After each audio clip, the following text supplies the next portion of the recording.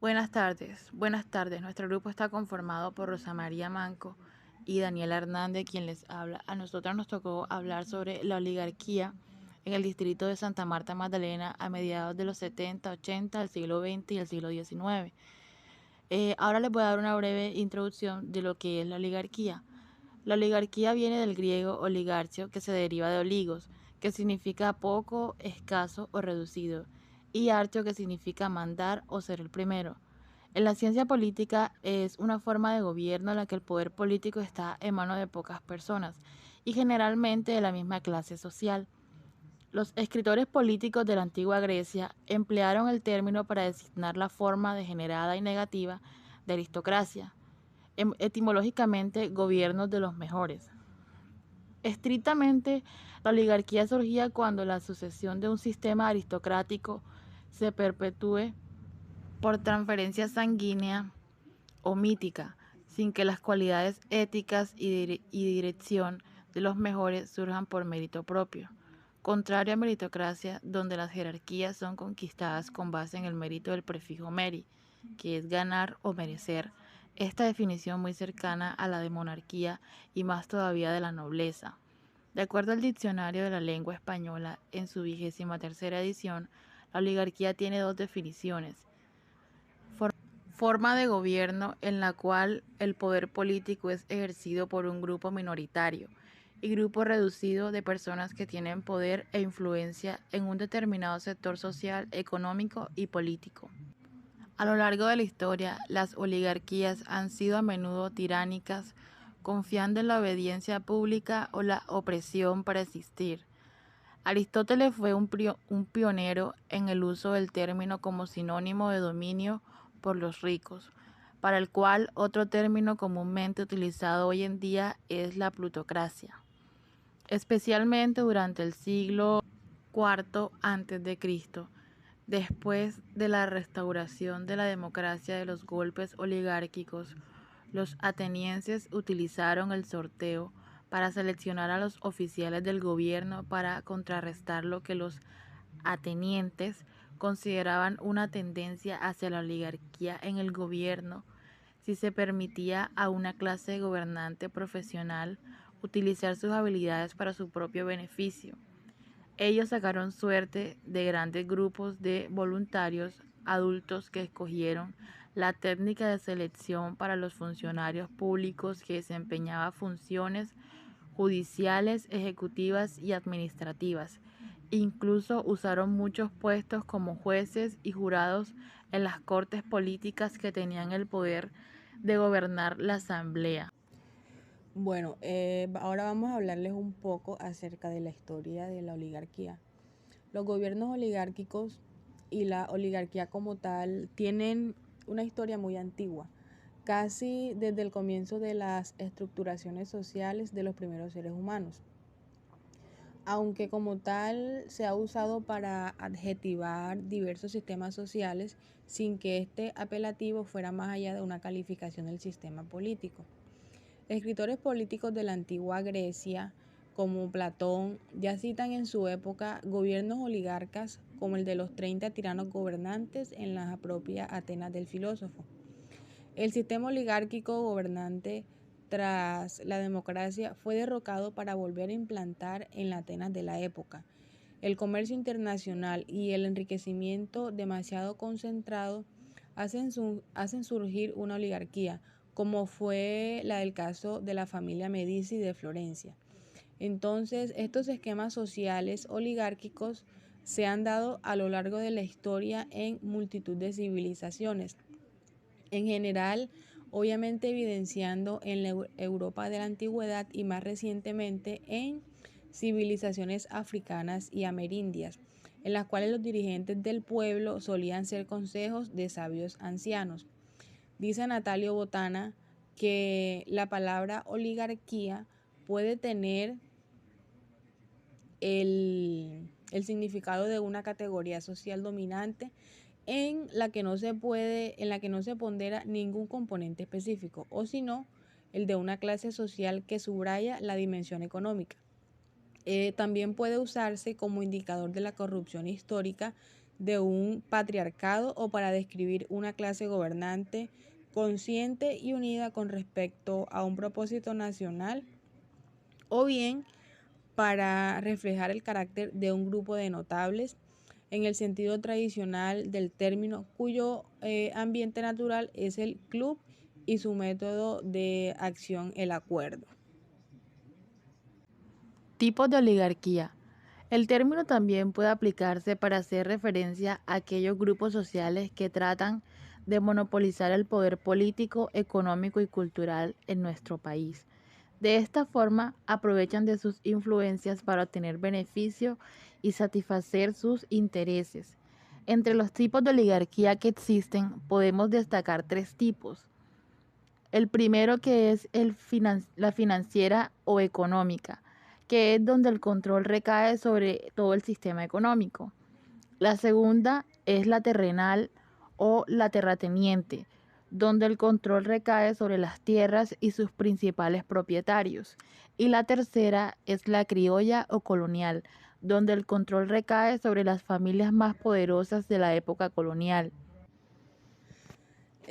Ahora vamos a explicar un poco acerca de la diferencia entre oligarquía y dictadura. Aunque ambos conceptos podrían ser considerados sinónimos, debemos saber que no estamos hablando de lo mismo, ya que en su definición presentan claras diferencias que más adelante vamos a destacar. En este sentido, mientras que la oligarquía es un sistema político en el que el poder recae sobre unos pocos privilegiados, en la dictadura el poder recae sobre una sola persona, o sea, el dictador. Por esta razón, hablamos de que presentan muchas similitudes, pero en una principal diferencia en lo que respecta al mando político. Las consecuencias de la oligarquía, decimos que la oligarquía es un sistema político que presenta grandes connotaciones negativas. En este sentido, la instrumentación de las leyes y la corrupción ejercida acaban pervirtiendo el sistema económico y social en este país. Por esta razón, se exponen aquellas consecuencias más negativas de dicho sistema de gobierno, como lo son la pérdida de competitividad de las empresas en el país al basarse en sistemas monopolistas, ineficiencia en la asignación de recursos, mayor desigualdad económica, tensión y fragmentación social, debilitamiento de las estructuras democráticas, presencia de corrupción y malversación y sistemas poco justos y equitativos. Ahora sí vamos a hablarle sobre la oligarquía en el distrito de Santa Marta. Bueno, pues acá la formación de la oligarquía se remontó a la mitad del siglo XIX, cuando desde el gobierno en Bogotá se adjudicaron extensos baldios a un puñado de familias que los adecuaron para las exportaciones de banano. Acá los principales beneficiarios fueron los Dávila, los Díaz Granado, los Campos y los Escobar. Luego a mediados del siglo XX, ingresarían a la oligarquía samaria los Vive, quienes fueron aceptados pues debido a sus habilidades empresariales y políticas, y al matrimonio que contrajo uno de sus miembros con la hija del expresidente José María Campos Serrano. Fue así que los primeros oligarcas del Magdalena estuvieron ligados a la propiedad de la tierra y a la ocupación de altos cargos políticos. Posteriormente, diversificaron su portafolio de negocios hacia el sector energético y los medios de comunicación. A finales de los 60 e inicios de los 70, las oligarquías samarias tuvieron su propia gran crisis, a consecuencia del desplazamiento del sector bananero hacia el Urabá. El departamento del Magdalena pasó de concentrar el 84% de las exportaciones nacionales en 1963 a partir con un pírrico del 5% en 1970. Las crisis coincidieron con el boom de la marihuana, que tuvo su epicentro en la Sierra Nevada de Santa Marta.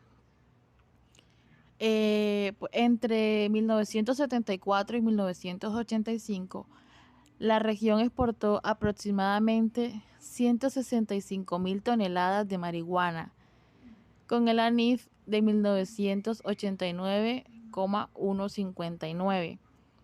Según los cálculos que hicieron estos, lo publicó Ernesto Samper, quien fue el presidente de Colombia.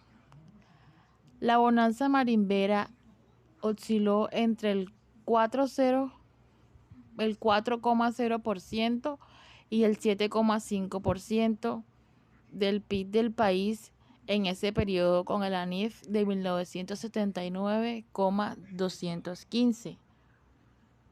La exorbitante suma de dinero que se adquiría con las exportaciones de marihuana permitieron el surgimiento de nuevos ricos, como Miguel Cotes y Samuel Pinedo Ruedas, entre otros personajes. Pues igualmente a mediados de los 80 surgen especialistas de la violencia privada como Hernán Giraldo y Adán Rojas, quienes adquirieron un nuevo estatus en la región porque políticos contrabandistas y campesinos requerían sus servicios de protección para asegurar no solo las transacciones comerciales ilícitas, sino también supervivencia frente a la amenaza insurgente. Giraldo y Rojas actuaban como señores de la guerra en la zona de la Sierra Nevada, en esta área rural y montañosa, donde además de cultivos de marihuana existían grupos guerrilleros como las FARC y el ELN, que secuestraban a los miembros de la oligarquía samaria, a pesar de que los nuevos ricos y los señores de la guerra ostentaban una posición de poder. No representaron un desafío real para la oligarquía tradicional, por varias razones. Primero, los narcotraficantes más influyentes fueron absorbidos dentro de los círculos sociales de las familias oligarcas, como el Mono Abello, por ejemplo, quien provenía de una familia de clase media alta y se casó con una nieta de don Pepe Vives de Andrés. Tampoco los señores de la guerra constituyeron obstáculos reales. Giraldo y Rojas impusieron su jerarquía en comunidades periféricas en la Sierra Nevada, donde el interés de los oligarcas era mínimo y pues más aún, ellos fueron funcionales porque combatieron a la guerrilla, permitieron que los políticos hicieran campañas electorales en zonas debajo su control y no se excedieron en sus aspiraciones de poder político. Por lo tanto, eran organizaciones criminales cuyas ambiciones de dominación no sobrepasaban el espacio donde se cultivaban, procesaban y exportaban drogas ilícitas. Segundo, a pesar del debilitamiento de la industria bananera y del auge del narcotráfico, la oligarquía conservó sus cuotas de poder político a nivel nacional durante las décadas de los 70 y 80. La mayoría de curules al Senado y a la Cámara fueron ocupadas por integrantes de las familias Díaz Granados, Vives, Campo y Escobar. Por añadidura, los oligarcas samarios siguieron controlando la intermediación de los recursos que provenían del Estado central del departamento, sin importar su afiliación partidista, pues militaban en los partidos dominantes en ese momento, que eran los liberales y los conservadores.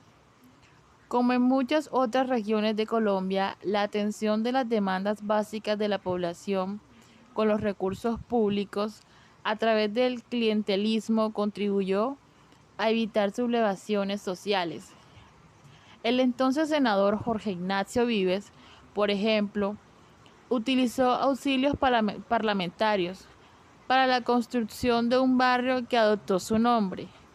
Igualmente, el congresista Edgardo Vives Campo gestionó recursos para un megacolegio destinado a los más pobres y José Ignacio Díaz Granados Alzamora, exministro de Salud, destinó un presupuesto para la compra de lotes y edificación del Hospital Central.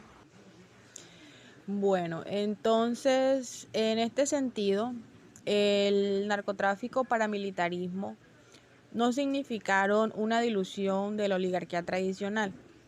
Más bien sucedió un progreso de ajuste a las nuevas economías de guerra. Asimilaron la riqueza de los marimberos y aprovecharon la violencia paramilitar para contener a la guerrilla. En especial, se valieron de los crecientes recursos del sector público y de su control de la política local para disponer de un flujo permanentemente de capital que utilizaban para enriquecer y para perseverar un mínimo de legitimidad entre los sectores más excluidos mediante el uso del clientelismo. Además, el poder político, el narcotráfico, fue conveniente además para afianzar alianzas con el Estado central que neutralizaban las amenazas de apropiación por vínculos con actividades ilegales. Los oligarcas samarios hacían parte de las coaliciones políticas nacionales ligadas al bipartidismo. De ese modo anularon las amenazas desde arriba, desde los lados y desde abajo. Sin embargo, la situación para los oligarcas tradicionales del Magdalena cambió radicalmente en los años 90 a raíz de los rediseños institucionales de la nueva constitución política. El subsecuente resquebrajamiento del sistema político bipartidista y la irrupción del bloque norte de las Autoridades Unidas de Colombia, o como muchos lo conocemos, las AUC, por primera vez en su historia, la oligarquía samaria enfrentó una amenaza real a su hegemonía y a su capacidad de controlar las principales fuerzas de riqueza de la sociedad.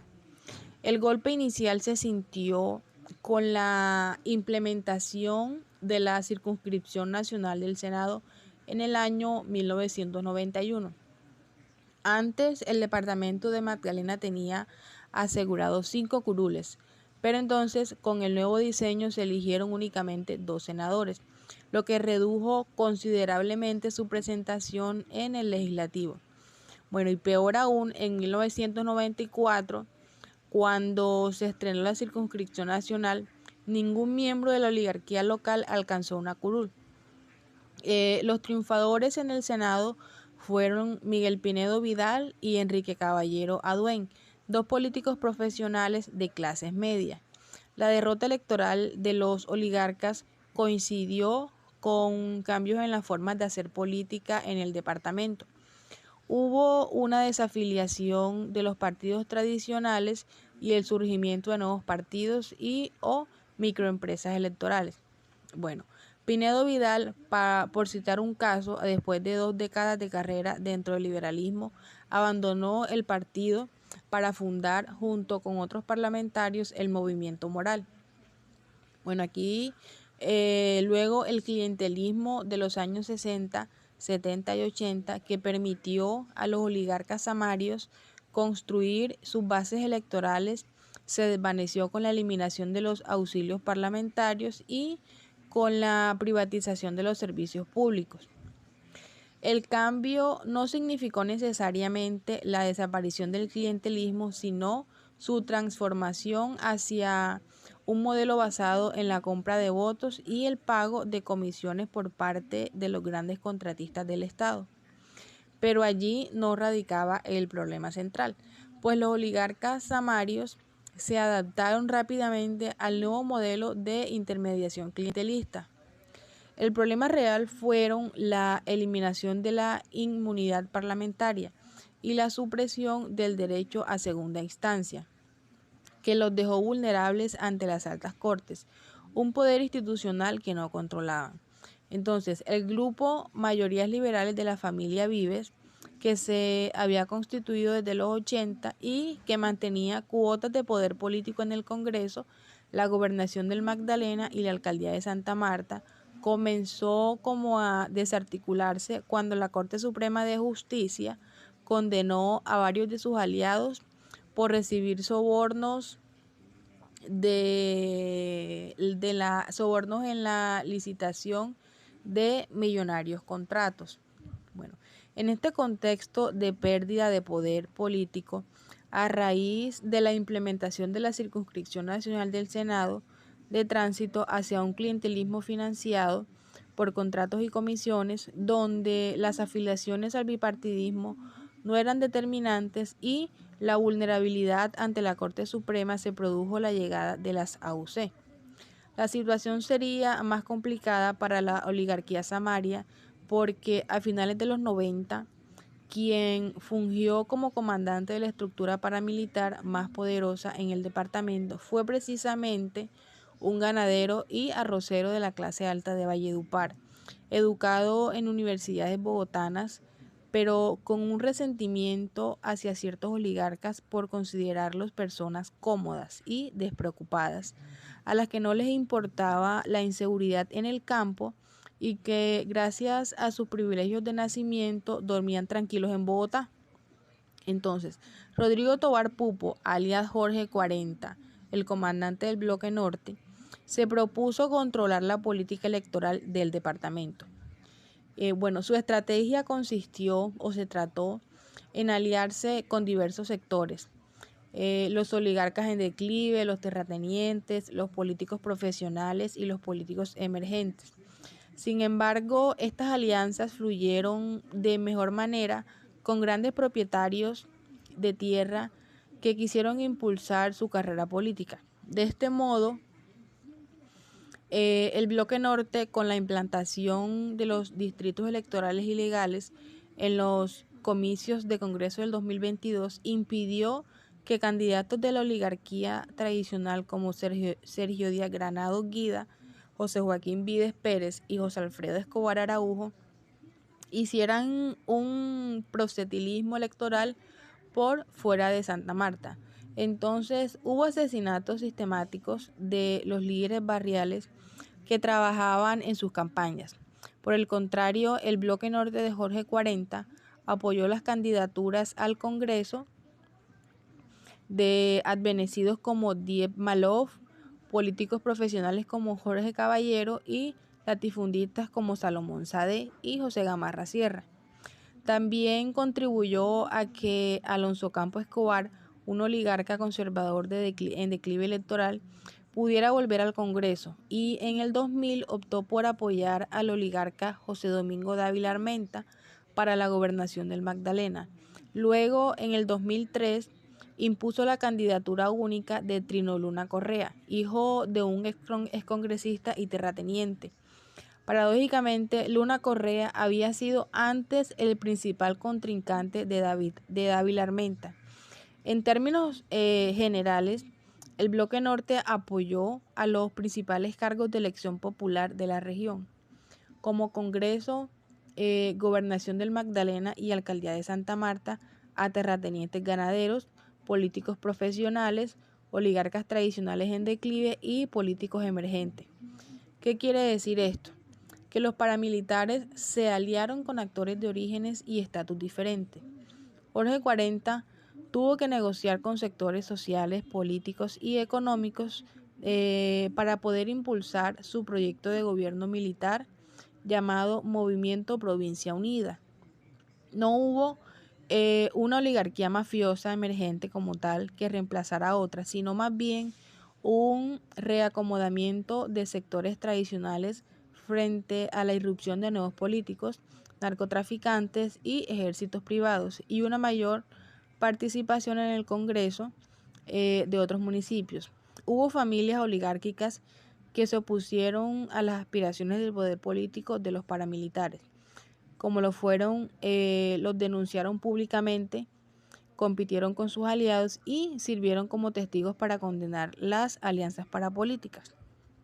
Más allá de lo electoral, es evidente que el futuro de la oligarquía samaria no está en juego. Disponen de recursos suficientes para garantizar su influencia en los medios de poder. El surgimiento de otros sectores con enormes cantidades de recursos como políticos, narcotraficantes y paramilitares no significó para su riqueza fuera eclipsada. Más aún, la oligarquía samaria tenía las habilidades necesarias para ajustarse a los cambios introducidos por Jorge 40. Se supo adaptar a las circunstancias y aprovechar las oportunidades de recursos que surgieron en la nueva coyuntura. Pudieron hacerse más ricos con los ingresos que traía la dinámica de la guerra a un grado tal que no iban a verse rezagados en los cambios a largo plazo en la estructura socioeconómica. Entonces, todo esto se trató de un caso de dilución parcial. Bueno, los estudios de la trayectoria de la oligarquía importa porque pues las defensas de la propiedad están íntimamente ligadas con la definición del poder político y las instituciones que regulan el orden social, no solo a escala nacional, sino también subnacional. La evidencia en Colombia muestra que este es el caso, mientras que ciertas oligarquías tradicionales en las grandes ciudades como en Medellín hacen uso de su poder para obtener garantías para su riqueza en un orden político fundado en las instituciones liberales y democráticas. Las oligarquías de la periferia en ocasiones han propiciado el desarrollo de versiones alternas y distorsionadas de la democracia para garantizar el acceso a otro tipo de fuentes de riqueza, como en los casos de Muso y en distintas medidas Santa Marta. La historia indica de manera general que hasta antes del auge del narcotráfico en los años 80, las oligarquías regionales en Colombia dependían del control de la producción primaria y de los negocios que se derivan del privilegio inherente al poder político. Se trataba de cierto modo de un caso paulatino y moderado de dilución en las oligarquías regionales frente a las de Bogotá y las de las grandes ciudades de Colombia, donde se concentraba el capital producto del proceso de modernización. El distanciamiento de las trayectorias entre el centro y la periferia tuvo su correspondiente manifestación en el desarrollo de instituciones muy diferentes en cada caso, pues en el centro la acumulación capitalista no solo propició que muchos de los vicios de la democracia, como el clientelismo y el nepotismo, se redujeran en términos relativos, sino que se produjeran otros elementos propios de la democracia, como la organización de la sociedad civil y la promoción de una prensa libre.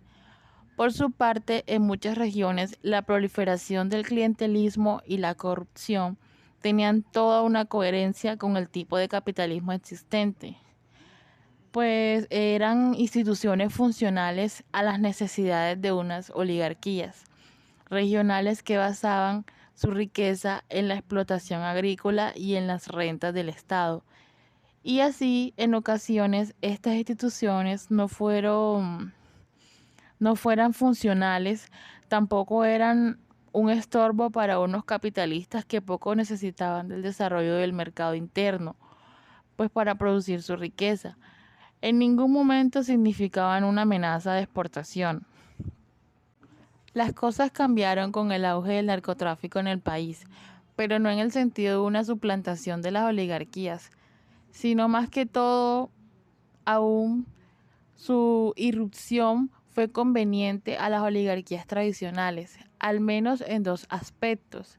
Por un lado, los ejércitos privados que organizaron los narcotraficantes evitaron la exportación por parte de la guerrilla. Y por otro lado, el narcotráfico fue una oportunidad para acumular nuevos capitales a través del lavado y del mayor flujo de dinero que se movía en las regiones.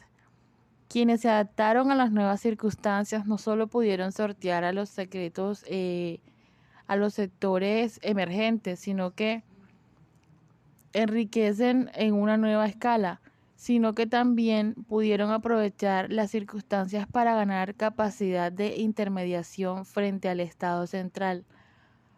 Por eso hubo dilución total en regiones con mediana acumulación, sino dilución parcial, que pues la riqueza de las oligarquías tradicionales continuó teniendo peso en el nivel regional.